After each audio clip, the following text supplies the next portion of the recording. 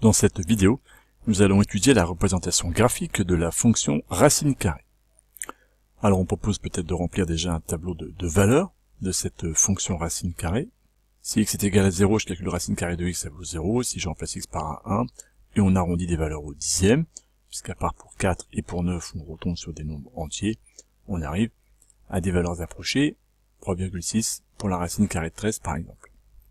Avec ces quelques points-là, avec ces valeurs présentes, là, nous allons pouvoir placer quelques points dans un repère.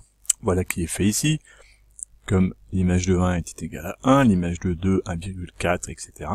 On place l'ensemble des points considérés, et à partir de cette situation-là, comme on sait que la fonction est strictement croissante sur R+, on sait que entre deux points, la fonction ne va faire que croître, il n'y aura pas de changement de variation. Nous sommes certains que la fonction ne fait que croître. Il va donc être possible de représenter graphiquement la fonction, et voilà qui est fait.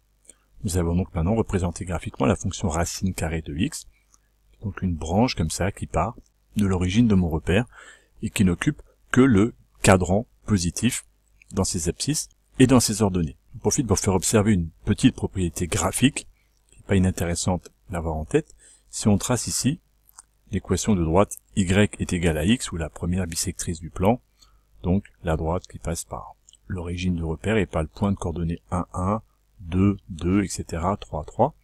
L'ordinateur peut me représenter graphiquement le symétrique de ma courbe représentative de la fonction racine carrée de x par rapport à cet axe-ci. Et voilà ce que me donne le logiciel, cette courbe rouge là, qui se trouve en fait être la branche de parabole de la fonction f de x égale à x carré pour les x positifs.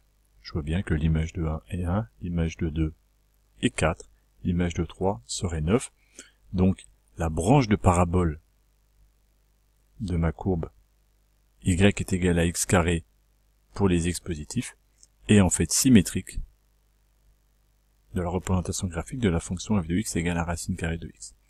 Cette branche rouge là étant une branche de parabole, on peut considérer que cette branche verte, la courbe représentative de la fonction racine carrée de x, est aussi une branche de parabole.